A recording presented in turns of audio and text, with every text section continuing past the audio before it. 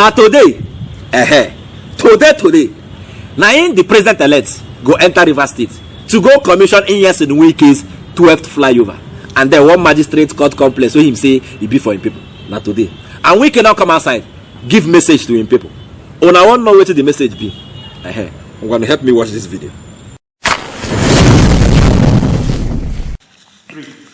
My dear people of River State, the President-elect of the Federal Republic of Nigeria, His Excellency Senator Buhari Tinubu, will pay a 2-day official visit to River State from tomorrow, Wednesday, 3rd to 4th of May 2023, to commission the Rumuola-Rumuokuta flyover and the Ultramodern Magistrates Court Complex, Port Harcourt, respectively.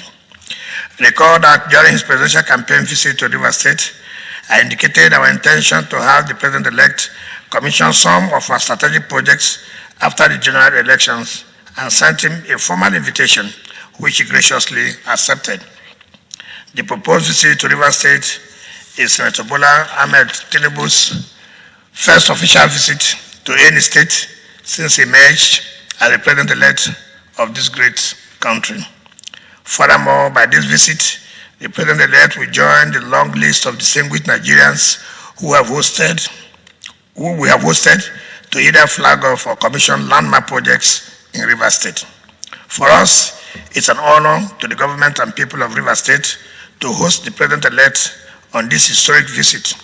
Consequently, I urge all River citizens to come out en masse to receive our President-elect, His Excellency Senator Buhari Tinubu, and display the traditional Rivers hospitality as he commissions these legacy projects to God's glory and advancement of our development. Given this, I hereby declare Wednesday, 3rd of May 2023 a public holiday to enable the people of River State to receive our President-elect rousingly. Furthermore, all shops and business premises along Rumuola to Rumuokuta roads in Obiabo local government area of the state shall remain closed from 8 a.m. to 3 p.m. on Wednesday, 3rd of May 2023. I urge all labor unions and security agencies to comply with this closure order. Once again, I call on Rivers people to come out in great numbers and give our amiable President-elect a rousing welcome during his visit. Thank you and God bless River State. Wike talk inside that video where you watch. Say the President-elect will be on a 2-day visit inside River State. And say during that time, he will go commission him 12th flyover and the magistrate court complex where he built for him people. He is imposing lockdown, public holiday, no movement. Everybody lock down your businesses, shut it down. Say it go start from 3 a.m. 8 a.m. and by 3 p.m. Say all businesses will be grounded. Why? Because say you want commission projects inside the state. We can make I ask you, when others come commission projects inside your state, you shut down anywhere? You don't shut down anywhere. Who you try to impress? Who are you trying to impress? You are trying to impress these people, Abi, so that if they swear them in, if God permits, you go fit be part of the government, Abi. Wike, relax, 29th no far from now. You don't they leak ass, this is ass leaking. This is, I don't know what you are looking for, but this is ass leaking. It's all right. We are sitting and watching to see what this government will just follow anyhow. If God permit to, they swear them in. We want to see what they have in store for you. Wike, we want to see that thing. These people have in store for you. We are watching. Let us enter a PDP. Most of them I believe say PDP don't enter inside though. They don't talk anything again. They don't nobody they hear their voice. Say look, if let's say they don't lose hope as per all these court cases where they inside court. Labour Party they inside court say they want to reclaim their mandates. PDP don't also enter inside court. But nobody they hear PDP voice again. So people call the reason say maybe PDP don't give up. They never give up. Make I allow you listen to Daniel Buala, a spokesperson of the PDP Presidential Campaign Council. Him get ready to tell on him say, look, they never give up. Help me listen to Daniel Buala. I'm gonna watch. What we are, because we had a lot of people saying, PDP is quiet. Is it that PDP has resigned its fate? No, it's because PDP is strategic, and PDP knows very well at this time it is not just about rocking the boat, it's about adjudication. So what is our concern about the adjudication? It's a known fact that in Africa, anytime a case is taken to court, the governing party and the government in power will always want to do everything that they can to either intimidate the judges, to induce the judges, to manipulate the process, or to confuse the people. So at that stage, what do? The options are two. One is to become problematic in the country, like creating chaos everywhere, which to us is not the path to entrenching democracy. The other one is to gather a global consensus, because that's the whole idea of a United Nations, is that nations of the world subscribe to an agreement that is codified in charter, in convention, in treaties, in agreement, that the common thing that binds us together, one is the rule of law, adherence to due process of law, non-interference in the institutions of the state. And to be able to do that, you will need the world to look at Nigeria and see whether or not we are obeying the rules. Now, here is our problem, which is why we began to engage international media. We have seen over the last few months how the government of the day is using an institution of the state called Nigerian Broadcasting Corporation to intimidate to intimidate media houses. Sometimes I wonder whether the Broadcasting Commission has legal department, or even the media houses have legal department to know their rights. But you see, international media are not bound by the Nigerian Broadcasting Corporation that or commission that will always bring draconian military rules in a democratic state to say that you cannot express yourself. For example, the election has been decided. I mean, the election has been conducted, right? A president has been selected by INEC. That's their preferred candidate. Now, we are in court to say that it was a rigged process. As long as there is no final determination of the matter, we have every right under law, equity, and justice to hold the opinion that we express. Absolutely. That he is a president-select and not a president-elect. Daniel Buhari talk say they never give up. Say they work underground. They don't make noise. Say they know their onions and they are, you understand? They are doing what they are supposed to do to reclaim their mandate from the court of law. And say, they always easy. Say the party in power or the government in power, whenever there are cases like this in court to challenge their victory, they always employ some strategy, you understand, to scatter everything. So part of their strategy now, now to use the Nigerian Broadcasting Commission, you understand, now to use them to intimidate the media houses in Nigeria. Say, look, say now what this ruling party they do now, but it no go work. Say it no go work. Say this time around, it is not a business as usual. Say now this court case waiting for inside court. Now they wait for. Now the adjudication they wait for, and at the end of the day, their mandate will be returned to them.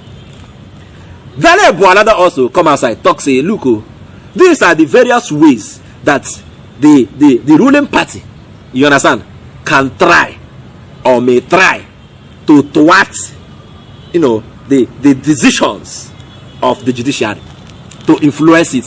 When they hear me, there are ways that this ruling party or the ruling government can try to influence the judiciary. And him don't call out 3 ways. He talks say, number 1, na intimidation. Number 2, na blackmail. Number 3, na isolate and eliminate. I beg, I know sabi explain. Make Daniel Buhari help me explain these strategies. Give una. I'm gonna watch. We have the utmost confidence in the judicial system in Nigeria. I have spent all of my life in the last 8 years that I defended APC to say that the institutions of states can function optimally if the political leaders have their heads correct.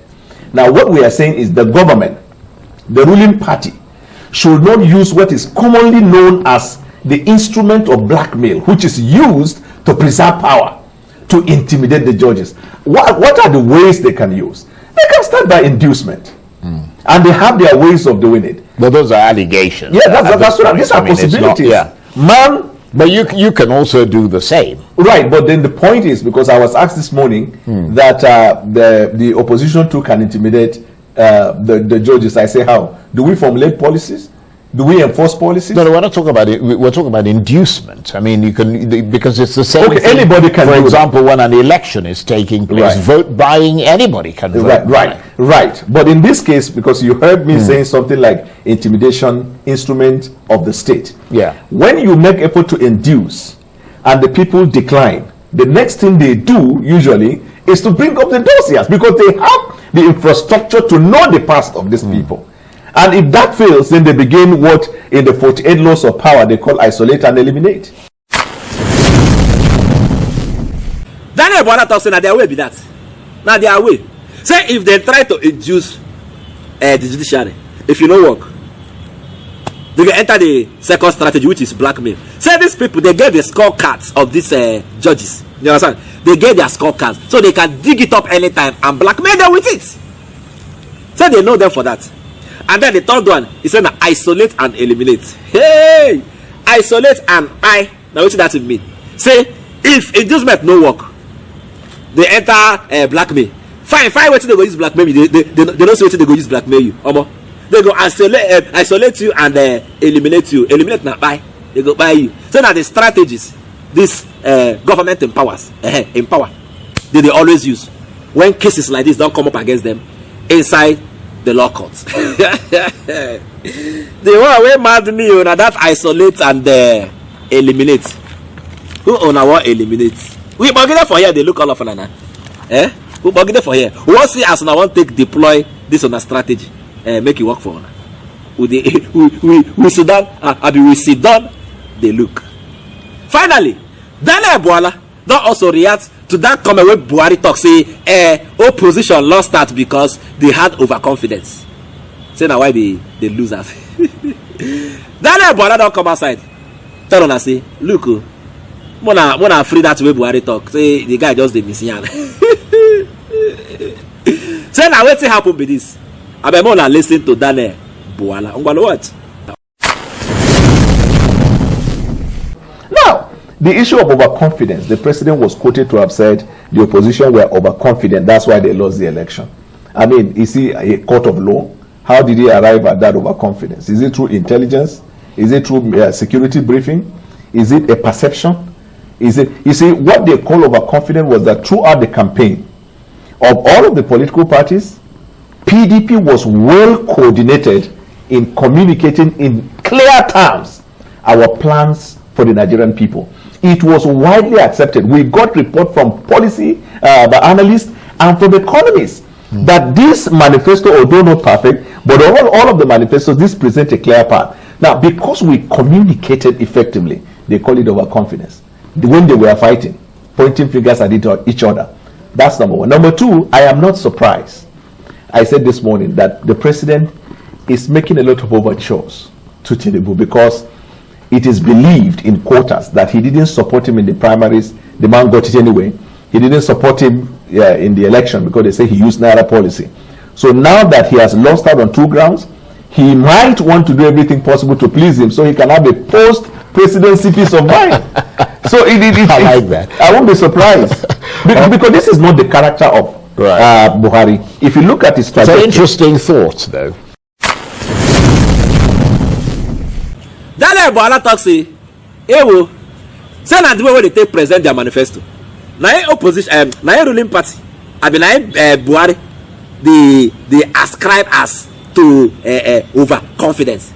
Say na the way where they use comport themselves. Makana their manifesto give Nigerians. Say now waiting Buhari they see as overconfidence. Daniel Buhari talk say this Buhari where they talk. Say now him been the oppose Tinubu. Make you no win primaries. Tinubu win. He call the opposer. Make you no win the election. Through this Naira redesign. Tinubu still win. So now him they find all ways, you understand, to pally with Tinubu. Now why they talk all this is where they talk, you understand, just to pacify Tinubu, so that by the time him come out on 29th May Tinubu enter. You understand? Nobody go tension am. Say, you know what make anybody tension am? So you no go run enter Niger Republic. You understand? You know what make Tinubu tension am? You understand? Because he dey clear say he no support am for primaries, he win. He no support am for the election, he win. Now he dey try make he pacify the Tinubu. Now why they talk all this rubbish? With him they talk. Very good analogy. You get aware, Daniel Boala. Now why they always like listening to you? They always like follow your analogy. You talk and where? When they hear me. Fellow Nigerians, it don't finish from my mouth for today. So now here I go end up. See, all of us, Bogide, we are waiting to see the end on what will become of Inyas and Wike. He go come down, oh.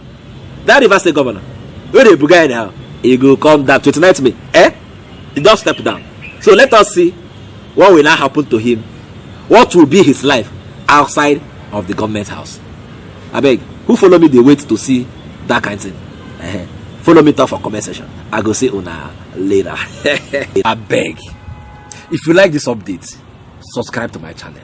I beg, Biko, Ejo, Da Allah. Subscribe.